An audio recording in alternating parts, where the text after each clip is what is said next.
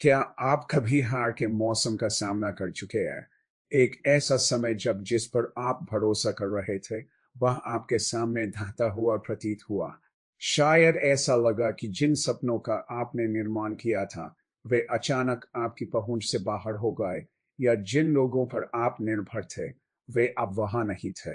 अगर यह आपसे जुड़ता है, तो रूथ की कहानी में कुछ शक्तिशाली कहने के लिए है।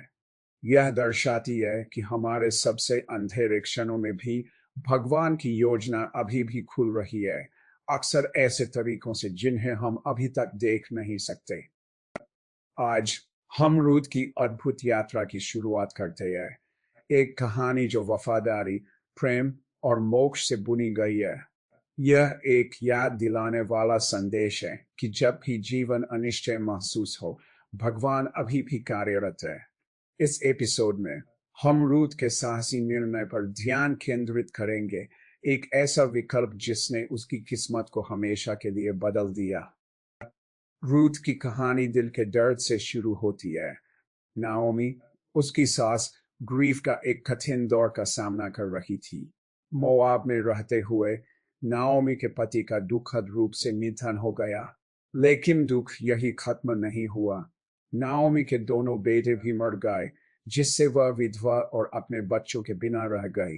क्या आप उस दर्द की कल्पना कर सकते हैं?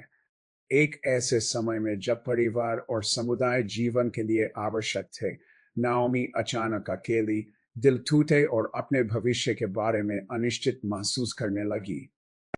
मोआब में उसके लिए कुछ नहीं बचने के कारण नाओमी ने अपने देश बेथलेहम लौटने का निर्णय लिया, एक जगह जिसे उसने पहले जाना था, लेकिन इससे पहले कि वह चली जाए, नयोमी ने अपनी दो बहुओं रूथ और ओर्फा से आग्रह किया कि वे मोआब में रहें और अपनी जिंदगी फिर से बनाएं।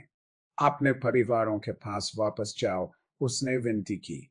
नए पति ढूंढो और फिर से शुरुआत करो। ओर्फा ने आंसुओं के साथ सहमति जताई और रुक गई। लेकिन रूथ ने जाने से इनकार कर दिया, और उसने रूथ 1:16 में हमें वफादारी की सबसे शक्तिशाली घोषणाओं में से एक सुना। जहां तुम जाओगे, वहां मैं जाऊंगा, और जहां तुम रुकोगे, वहां मैं रुकूंगा। तेरा लोग मेरे लोग होंगे, और तेरा ईश्वर मेरा ईश्वर। एक क्षण के लिए रुके और इस साहस की कल्पना करें।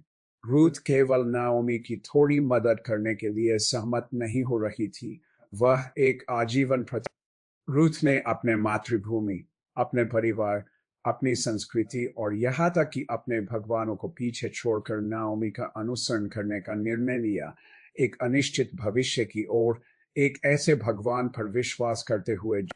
क्या अविश्वसनीय विश्वास है!